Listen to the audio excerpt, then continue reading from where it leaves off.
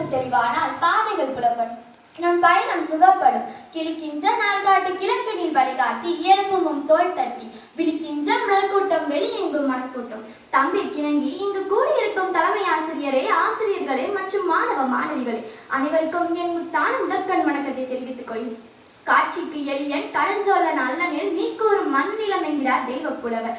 மக்களால் மக்களுக்காக மக்களை ஆளும் இந்நாட்டில் சுயநலம் இல்லாமல் அர்ப்பணி செய்த செயல் வீரர் காமராஜர். காமராஜின் அரசியல் பணி தன்னலமற்றது. ஊதி அணைத்துவிட நான் ஒன்று மக விளக்கல்ல, சூறாவளிக்கும் மனையாத சூரிய விளக்கு என்று கூறி உதித்து உலகெங்கும் ஒளி வீசியது எம் கருப்பு சூரியன்.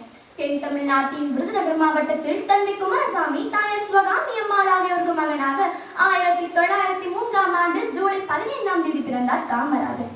சிறு வயதிலேயே தன் தந்தையை பறிகொடுத்த காமராஜர் பள்ளி படிப்பை தொடர முடியாமல் வறுமையில் வேலைக்கு சென்றார். தந்தையை இழந்து தாயார் சிவகாமி அம்மாள், பாட்டி பார்வதி நனிவழிப்பால் வளர்ந்தார் காமராஜர்.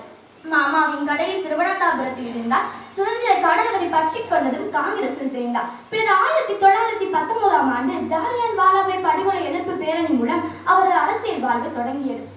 அண்ணல் காந்தியின் அடித்தொண்டனாக ஒத்துழையாமை இயக்கம், நாகபுரி கொடி போராட்டம், நீல் சிலை அகற்ற போராட்டம், சைமன் கொலை எதிர்ப்பு போராட்டம், வெள்ளையனே வெள்ளைய இயக்க போராட்டத்தில் கலந்து கொண்டு சிறை சென்றார் நம் காமராஜர்.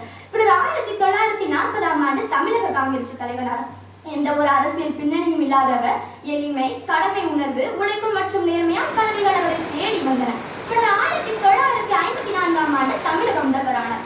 1955 இலவச கல்வி திட்டம், 1956 இலவச மதிய உணவு திட்டத்தை கொண்டு வந்து கல்வி புரட்சி செய்தவர் நம் காமராஜர். வரப்புயர நீர் உயரும், நீர் உயர நெல் உயரும், நெல் உயர குடி உயரும், குடி உயர கோன் உயரும், கோன் உயர கோள் உயரும் என்ற அவ்வை மூதாட்டின் வரிகளில் செயலில் படித்தவர் நம் காமராஜர். தான் ஆண்ட 9 நூற்றாண்டுகளில் அரை நூற்றாண்டு சாதனையை படைத்தவர். 1963 அகில இந்திய காங்கிரஸ் தலைவரானார். ஏழைகளின் துயரம் நீங்கவே நான் முதலமைச்சராக பதவியேற்றுள்ளேன், இல்லையே பதவி எனக்கு தேவையில்லை என்றார் காமராஜர். பொன்னை நாடார் பொருளை நாடார், சொத்து தன்னை நாடார் சொந்தம் தன்னை நாடார், நாடொன்றை நாடி வேறொன்றை நாடாதவர் நம் காமராஜ் நாடார். காமராஜர் ஒரு பிரபலமான அரசியல் தலைவர். ஏழை மாணவர்களுக்கும் கல்வி கற்க வழி செய்தவர்.